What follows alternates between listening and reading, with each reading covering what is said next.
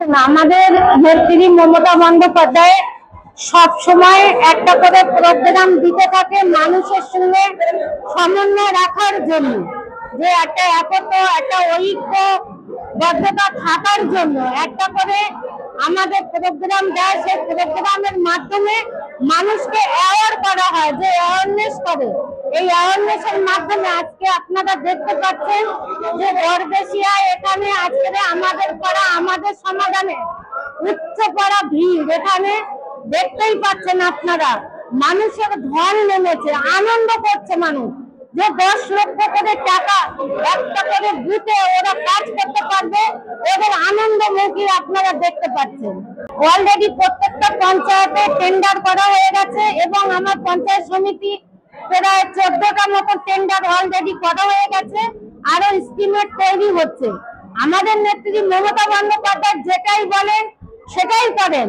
ওরা আজকে ওই জন্য বিজেপির সঙ্গে এই এতটাই ফারাক যে বিজেপি সরকার আমাদের বাংলার উপরে যেভাবে অত্যাচার করছে, বাংলাটাকে অসম্মান, বাংলা ভাষা বলার অপরাধে বাঙালিদের ধরে মারছে, ডিটেনশন ক্যাম্পে পাঠানো হচ্ছে, তাদের রোহিঙ্গা বলে তাদের মারধর করা হচ্ছে।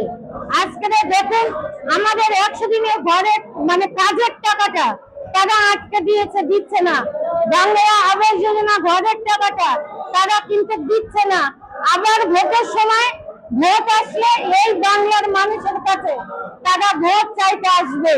এই জন্য আজকে বলতে চাই যে যারা এই ভোট চাইতে আসবে, যা দুটো একটা সিট ওরা পেয়েছিল, এবারে কিন্তু 2026-এ একদম বিজেপি ধুয়ে সাফ হয়ে করে তুলে দেবে। প্রথমেই ধন্যবাদ দিই আমাদের মুখ্যমন্ত্রী মমতা বন্দ্যোপাধ্যায়কে, কারণ আমাদের করা আমাদের সমাধান এই প্রকল্পটা খুব জনপ্রিয়তা হয়েছে সাধারণ মানুষের থেকে। কারণ আমাদের কাছে যেইভাবে বলতো কোনো একটা কাজের বিষয়ে, এটা সাধারণ মানুষের কাছে সরকার চলে আসছে, আমরা পঞ্চায়েত চলে আসছি সাধারণ মানুষের কাছে। কিভাবে তাদের কি কাজ প্রয়োজন, রাস্তা কি ড্রেন কি লাইট, সেটা কিন্তু তাদের কাছ থেকে আমরা সরাসরি নিতে পারছি, বা তাদের অভিযোগ কিন্তু সরাসরি আমরা এন্ট্রি করতে পারছি, বা সেটা তারা নিজেরাও বলছে। সেই জন্য সাধারণ মানুষ আনন্দের সঙ্গে আসছে যে এই কাজগুলো তারা কিভাবে জানাবে, কিভাবে এই কাজগুলো হবে।